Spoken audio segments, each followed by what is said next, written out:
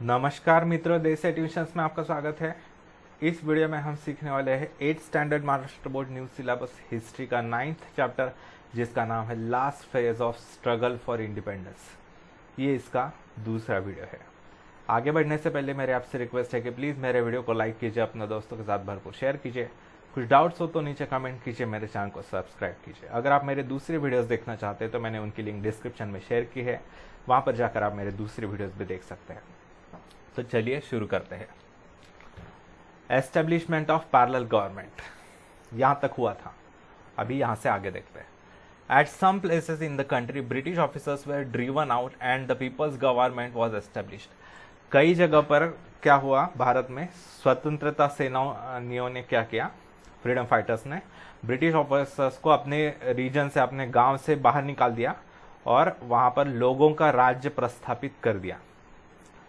These are called parallel government. उनको parallel government कहा जाता था, यानी ब्रिटिश सरकार के होते हुए, उनको चुनौती देते हुए, उनको चैलेंज करते हुए दूसरा लोगों की सरकार स्थापन की गई थी, उसे कहा जाता था parallel government. Parallel government were form in districts of Midnapore in Bengal, Ballia and Azamgarh in Uttar Pradesh and Purnia in Bihar. कहाँ पर पैरेलल गवर्नमेंट स्थापित किए गए थे? मिदनापुर बंगाल में, बलिया आजमगढ़ में उत्तर प्रदेश में, पूर्णिया बिहार में। In Satara district of Maharashtra in 1942 Kranti Singh Nana Patil brought an end to British government and establish parallel government. Satara में, महाराष्ट्र में 1942 में ऐसे ही फ्रीडम फाइटर जो थे क्रांति सिंह नाना पाटिल नाम के, उन्होंने अपने गांव में से, सातारा में से ब्रिटिशों के राज्य का पूरा अंत कर दिया और वहां पर लोगों का शासन स्थापन कर दिया। At Kundal, near the leadership, under the leadership of Kranti Grani GD alias Bapu Lad, तूफान सेना was established। दूसरे स्वतंत्रता सेनानी जो थे GD, या फिर दूसरा नाम था उनका बापू लाड, उनके नेतृत्व में तूफान सेना की स्थापना की गई कुंडल में। Through its medium collection of taxes, maintenance of law and order, punishment to criminals, such work was done by parallel government. देखिए, इन्होंने भी वहां पर पैरेलल गवर्नमेंट स्थापन कर दिया और वो क्या करते थे, टैक्स कलेक्ट करते थे लोगों से और लॉ एंड ऑर्डर मेंटेन करते थे। वहां पर कोई चोरी वगैरह ना हो, कोई चोरी ना करे, इसका ख्याल करते थे। फिर अगर कोई क्राइम करता था उसको सजा देने का भी काम करते थे। तो people started accepting the verdict accepted by the people's court appointed by the parallel government. और लोग भी, आम लोग भी लोगों के कोर्ट द्वारा, लोगों के न्यायालय जो इन्होंने स्थापन किया था, उनके न्यायालय द्वारा जो भी सजाएं सुनाई दी जाती थी यानी गुनहगारों को, वो एक्सेप्ट करने लगे। तो उनका पॉपुलैरिटी बढ़ने लगी धीरे धीरे। Opposition to money lenders, prohibition on liquor, spread of literacy, opposition to caste distinctions, many such constructive work was done by this government. कई सारे लोक विधायक काम किए गए, जैसे जो साहूकार होते हैं, पैसे देने वाले कर्जे पर, उन पर उनका विरोध किया गया। फिर शराब पर पाबंदी लगाई गई, शिक्षा का प्रसार किया गया, ठीक है, और जाति का भी विरोध किया गया, जाति भेद को। Due to it the parallel government became a source of inspiration for the public. तो ऐसे इसके कारण जो पैरेलल गवर्नमेंट था लोगों में पॉपुलर होने लगे, लोकप्रिय होने लगे। Importance of quit India movement, Bharat छोड़ो आंदोलन का महत्व क्या है? द 1942 मूवमेंट टूक up the form of a nation wide agitation. पूरे देश भर में फैल चुका था 1942 का आंदोलन जो था Bharat Chhodo. To fulfil the objectives of gaining independence, lakhs of Indians made unlimited sacrifices. हमारे देश को स्वतंत्रता देने के लिए लाखों भारतीयों ने कई सारे बलिदान दिए थे, त्याग किए थे। मेनी सैक्रिफाइस देयर लाइव्स, अपने प्राणों की भी आहुति दी थी बहुत से लोगों ने। The number of people participating in the struggle was so huge that even all the prisons in the whole of the country were not enough to contain them.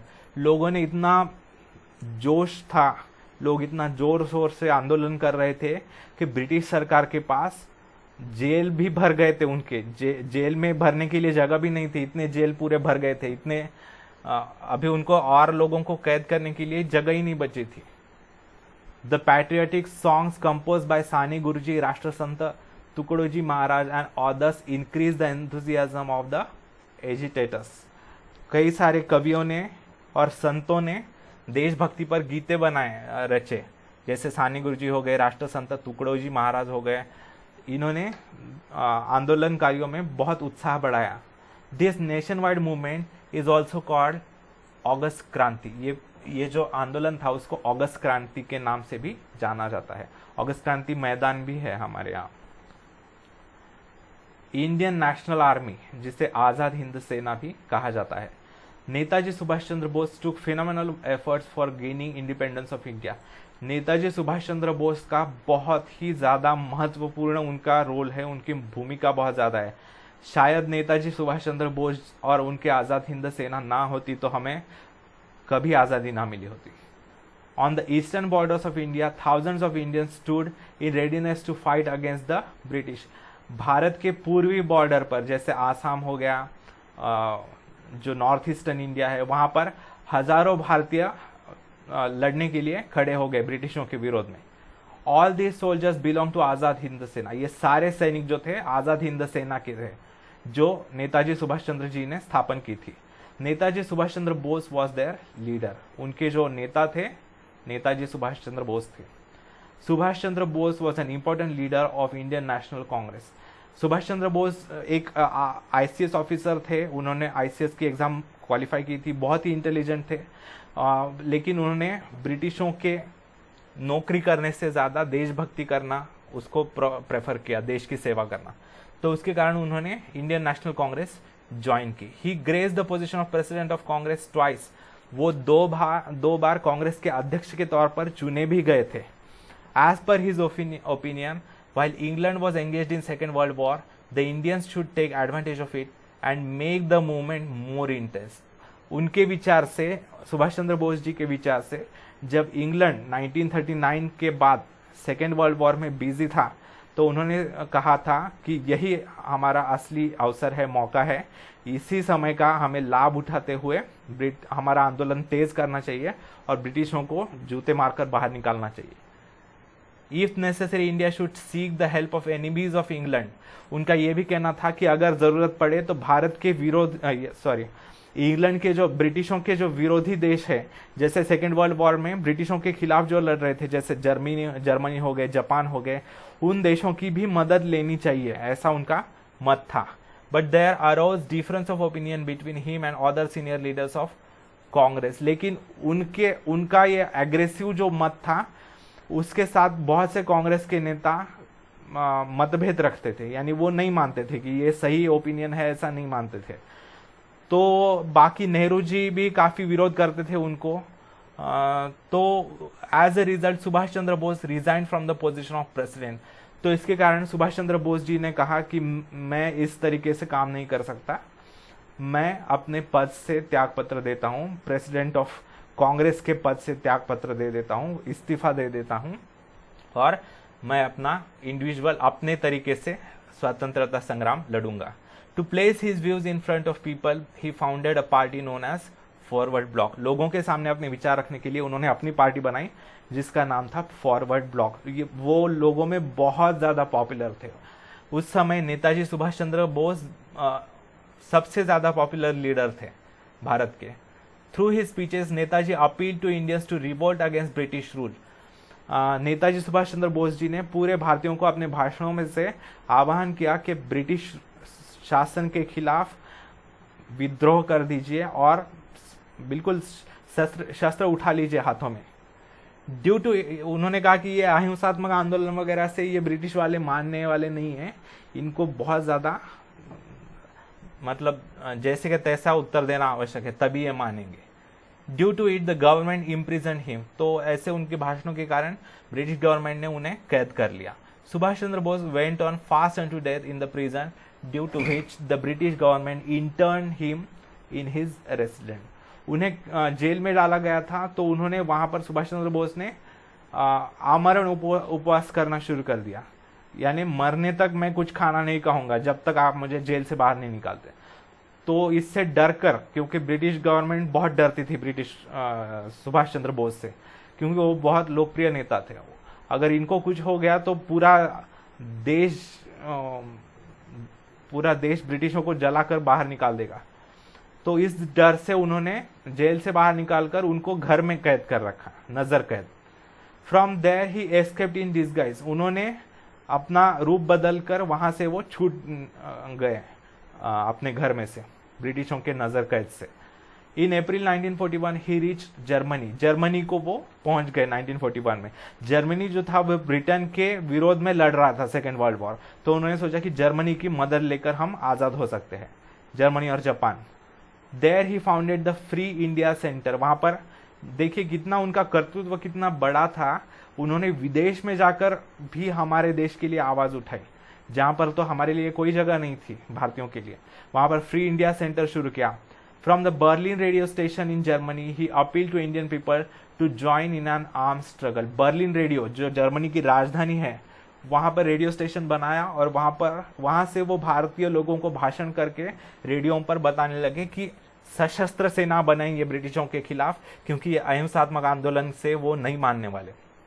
During this period Raj Bihari Bose invited Subhash Chandra Bose to Japan. तो राज बिहारी बोस जी ने उनको Japan को बुलाया। Japan भी Britain के against विरोध में लड़ रहा था। Formation of the Indian national army, Raj Bihari Bose was staying in Japan since 1915। राज बिहारी बोस जी जो थे, इनके रिलेटिव थे सुभाष चंद्र बोस जी के, वो जापान में 1915 से रह रहे थे। He had organized the Indian patriots living in countries of Southeast Asia and stabilized the organization named Indian Independence League. वहाँ पर उन्होंने जापान में रहने वाले देशभक्त भारतीयों का मदद ली जो साउथ ईस्ट एशिया और जापान में रह रहे थे, जैसे सिंगापुर हो गया, मलेशिया हो गया। इन देशों में रहने वाले देशभक्त भारतीयों की एक संगठन बनाई और उसका नाम रखा Indian independence league. In the early part of 1942, Japan conquered the territories of Southeast Asia, which were controlled by the British. शुरुआत में जब वर्ल्ड वॉर सेकेंड चल रहा था तो 1942 में जापान की सेना ने साउथ ईस्ट एशिया के जो ब्रिटिश कब्जे वाले जमीन थी उस पर जीत हासिल की, जैसे सिंगापुर हो गया, मलेशिया हो गया, उस पर लड़कर, फिलीपाइंस वगैरह उस पर लड़कर जीत हासिल की और अपने कब्जे में वो इलाका लिया। Thousands of Indian soldiers and officers in British army there fell into the hands of Japan. तो ब्रिटिश आर्मी में जो रॉयल ब्रिटिश आर्मी थी उसमें लड़ने वाले जो भारतीय सिपाही थे उनको जापान ने कैद करके रखा था। तो Raj Bihari Bose with the help of captain Mohan Singh formed a battalion of these Indian prisoners of war. तो ये जो युद्ध कैदी थे जो जापान ने कैद किए थे, भारतीय लोगों को युद्ध में जो कैद किया था, उनको मिलाकर उन्होंने राज बिहारी बोस जी ने कैप्टन मोहन सिंह की मदद से उन्होंने अपनी सेना बनाई जिसका नाम था, it was named as Indian national Army, that is Azad Hind Sena. उसका नाम रखा आजाद हिंद सेना। और उन्हीं को उन्होंने डिसाइड किया कि हम ब्रिटिश सरकार के विरोध में लड़ेंगे। Later Netaji Subhash Chandra Bose led the Indian national army.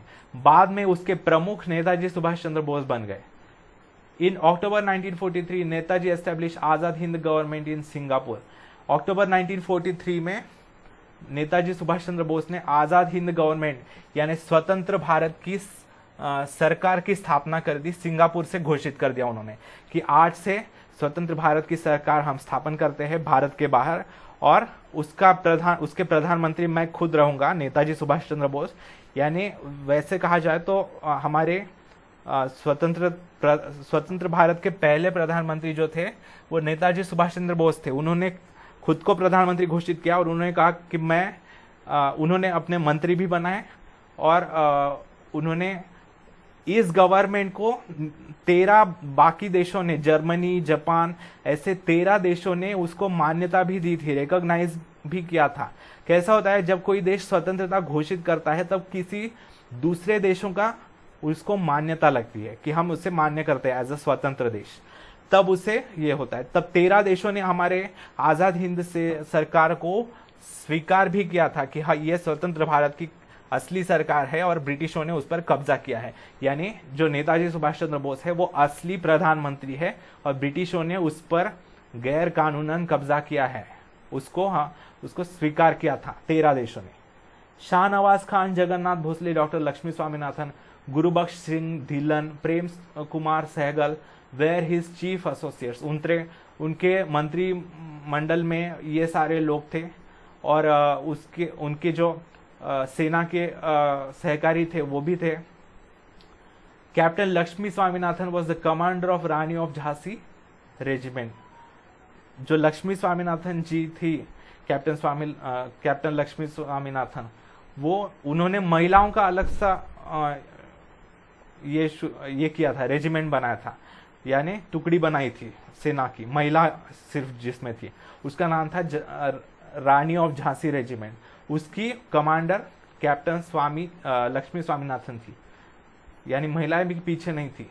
Netaji appeal to the Indian people, you give me blood and I will give you independence. उन्होंने लोगों से कहा कि तुम मुझे खून दो, मैं तुम्हें आज़ादी दूंगा।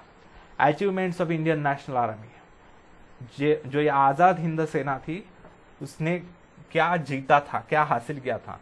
In November 1943, Japan conquered Andaman and Nicobar Islands and handed them over to Azad Hind government. नवंबर 1943 ने जापान के आर्मी ने अंडमान और निकोबार आइलैंड्स जो हमारे हैं भारत के, ब्रिटिशों के कब्जे में, उसको जीत लिया और आज़ाद हिंद गवर्नमेंट को सौंप दिया, यानी नेताजी सुभाष चंद्र बोस को। नेताजी रीनेम्ड देम एज शहीद एंड स्वराज्य रिस्पेक्टिवली, उनको शहीद और स्वराज नाम दे दिया नेताजी ने। जब बाद में हमें स्वतंत्रता मिल गई तब फिर से उसका नाम अंडमान और निकोबार रख दिया गया, लेकिन जब मोदी जी प्रधानमंत्री बने तब उन्होंने अंडमान निकोबार जो आर्कपेलागो है, यानी बहुत से द्वीप का समूह है, वहाँ के एक द्वीप को, आइलैंड को स्वराज का नाम दिया नेताजी सुभाष चंद्र बोस की याद में, उनके सम्मान में। In 1944, Indian National Army captured the Arakan province in Myanmar. Myanmar में एक राज्य है अरकान नाम का, उसको जीत लिया आजाद हिंद सेना ने। Post on the eastern border of Assam were captured, Assam को भी जीत लिया। In the same period the campaign of Imphal remain incomplete because Japan stop helping the Indian national army. आगे बढ़ ही रहे थे इम्फाल में वगैरह हमारी आज़ाद हिंद सेना, लेकिन थोड़ा वहां पर रुकना पड़ा क्योंकि जापान ने आज़ाद हिंद सेना की मदद करना थोड़ा रोक दिया था, क्योंकि जापान हार रहा था सेकेंड वर्ल्ड वॉर, ब्रिटेन और अमेरिका के खिलाफ जो लड़ रहे थे। But in the adverse circumstances soldiers of Indian national army were dedicatedly fighting. लेकिन ऐसे प्रतिकूल परिस्थिति में भी, एडवर्स परिस्थिति में भी आज़ाद हिंद सेना के जो सेना थी वो बहुत जोश से लड़ रही थी। But in the same period Japan accepted defeat on 8। लेकिन इसी दौरान क्या हुआ, अमेरिका ने जापान पर न्यूक्लियर बॉम्ब बरसा दिए 2, तो उसका विनाश बहुत बड़ा था। 2 बड़े शहर उनके बर्बाद हो गए, बहुत ज़्यादा लाखों लोग मर गए। तो जापान ने सरेंडर कर दिया, उन्होंने हार घोषित कर दी युद्ध में से, और युद्ध में से वो रुक गया। तो उसके कारण नेताजी सुभाष चंद्र बोस को सपोर्ट मिलना रुक गया। फिर on 18 August 1945 Subhash Chandra Bose died in a plane accident. 18 अगस्त 1945 को ताइवान ताइपे के पास उनका जो एरोप्लेन जा रहा था वो क्रैश हो गया और वो उनकी मृत्यु हो गई, ऐसा कहा जाता है। लेकिन कहा जाता है कि वो जापान ने तो कहा है कि उस दिन कोई एरोप्लेन हमारा गया ही नहीं था, तो कोई क्रैश होने का सवाल ही नहीं। और ऐसा कहा जाता है कि नेताजी सुभाष चंद्र बोस नहीं उनकी मृत्यु हुई थी इस एक्सीडेंट में, उस पर काफी रहस्य है। तो उनकी ऑफिशियल मृत्यु की दिनांक कोई पता नहीं है, क्योंकि कहा जाता है कि उसके बाद वो भूमिगत हो गए, गायब हो गए और बाद में बाहरी देशों से काम करने लगे ब्रिटिशों के विरोध में वगैरह। तो ये रहस्य है बहुत बड़ा, अभी तक चल रहा है कि ठीक से पता नहीं है क्या सुभाष चंद्र बोस जी की मृत्यु उसी प्लेन एक्सीडेंट में हुई या क्या हुआ बाद में वगैरह। On this background the soldiers of Indian national army had to lay down their arms. तो इसके कारण इंडियन नेशनल आर्मी ने लड़ना रोक दिया। Thus ended the thrilling phase of Indian national army, और ऐसा एक बहुत बड़ा पर्व रुक गया। Later the British government charged the officers of Indian national army with treason। बाद में आजाद हिंद सेना के सैनिकों को ब्रिटिश गवर्नमेंट ने ट्रीजन यानी राजद्रोह, यानी आपने राजा के खिलाफ द्रोह किया, यानी रूलर्स के खिलाफ, ब्रिटिशों के खिलाफ, गवर्नमेंट के खिलाफ विद्रोह किया है, उसके नाम पर उन पर काफी आरोप रखकर उन पर कार्रवाई की गई। Pandit Jawaharlal Nehru, Bhulabhai Desai, Tej Bahadur Sapru, these expert lawyers defended them, तो इन वकीलों ने उनका साइड लिया। But the military tribunal held the officers guilty and they were sentence to life imprisonment. लेकिन मिलिट्री ट्राइब्यूनल जो था, मिलिट्री सेनाओं का जो कोर्ट होता है, उन्होंने उन सभी को दोषी करार दिया और उनको लाइफ टाइम की जेल कर दी। Therefore, there was severe unrest against the British government in the minds of Indian people। तो इसके कारण भारतीय लोगों में ब्रिटिश गवर्नमेंट के खिलाफ बहुत ज्यादा गुस्सा था, क्योंकि नेताजी सुभाष चंद्र बोस सबसे लोकप्रिय, सबसे पॉपुलर लीडर थे उस समय के भारत के। Finally the British government had to suspend the punishments given by the military tribunal. तो इससे डर कर ब्रिटिश गवर्नमेंट ने वो सजाएं कैंसिल कर दी। Revolts of Indian Navy and Air Force। The Navy and Air Force soldiers, with the inspiration from Indian National Army, caused discontent against the British government। तो ये देखकर जो रॉयल इंडियन नेवी और royal Indian air force थी, जो ब्रिटिशों का control में थी, यानी उसको कहते थे रॉयल इंडियन नेवी, क्योंकि राजा होता है ब्रिटेन में।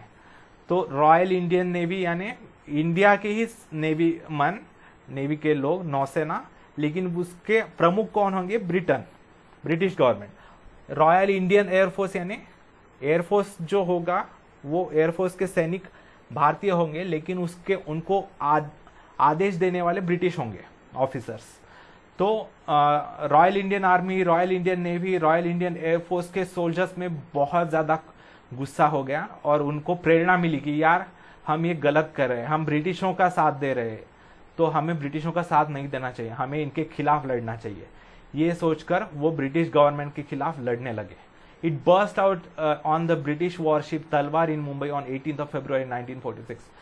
तो पूरे नेवी ने, रॉयल इंडियन नेवी जो थी ब्रिटिश के कब्जे में, तो तलवार नाम के जहाज पर, युद्ध नौका पर मुंबई में 18 फरवरी 1946 को बहुत ज्यादा उन्होंने आंदोलन किया। The soldiers unfurled the tricolour flag on the British warship. ब्रिटिशों के युद्ध नौका पर उन्होंने तिरंगा फहरा दिया सैनिकों ने। They raise slogans against the British government. ब्रिटिशों के खिलाफ उन्होंने बहुत घोषणाएं दी। The British government sent army to open fire on the naval soldiers. British government ने आर्मी को भेज दिया नेवी के सोल्जर्स को मारने के लिए। The rebels also made counter attack with firing. जो नेवी मैन थे उन्होंने भी फायरिंग की। The workers and common people extended their support to the naval officers. जो आम लोग थे, जो मजदूर थे, उन्होंने भी नेवी ऑफिसर्स को बहुत जोर से सपोर्ट किया। धीरे धीरे ब्रिटिशों को डर लगने लगा कि अब यहाँ पर रुकना बहुत खतरा है, यहाँ पर राज करना कठिन है। Finally with the mediation of Sardar Vallabh Bhai Patel the naval soldiers laid down their arms. बाद में सरदार वल्लभ भाई पटेल जी के मध्यस्थता से जो नौसैनिक थे उन्होंने अपने शस्त्र रखे। To support the uprising of naval soldiers the air force officers from Delhi, Lahore, Karachi, Ambala, Meerut etcetera went on strike. इस नेवी ऑफिसर्स को, नौसेना के सैनिकों को सपोर्ट करने के लिए एयरफोर्स के ऑफिसर्स, वायुसेना के ऑफिसर्स ने भी दिल्ली, लाहौर, कराची, अंबाला, मीरत, यहां पर उन्होंने हड़ताल घोषित कर दी।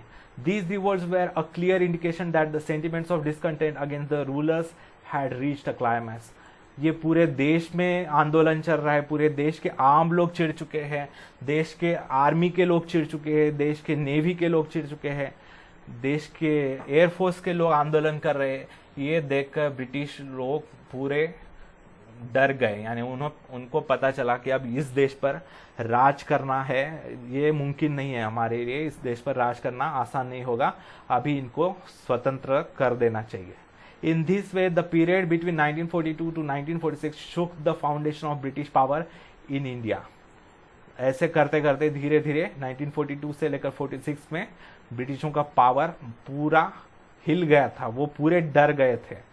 ब्रिटिश प्राइम मिनिस्टर ने बाद में कहा भी था कि ब्रिटिश जो इंडियन रॉयल इंडियन नेवी और एयरफोर्स और आर्मी के जो सेनाओं ने उनका आंदोलन देखकर हम इतने हिल गए थे कि हमने डिसाइड कर दिया कि अब यहाँ पर रुकना हमारे हित में नहीं है, हमें ये देश छोड़ना पड़ेगा।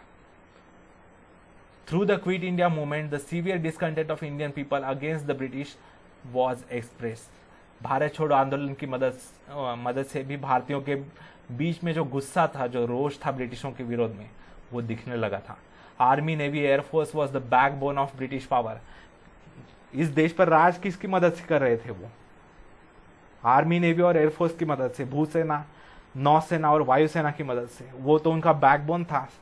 दे were also now opposing the British, वो भी ब्रिटिशों का विरोध कर रहे थे। Due to these incidents the British rulers realize that they will not be able to empower India for a long period of time। इससे वो डर गए और उन्हें पता चला कि अब इस देश पर राज करना हमारे लिए संभव नहीं है, इस देश को स्वतंत्र करना ही पड़ेगा, अब ये देश के निवासी मानने वाले नहीं हैं। तो आगे हमें पता चलेगा कि आगे क्या होगा।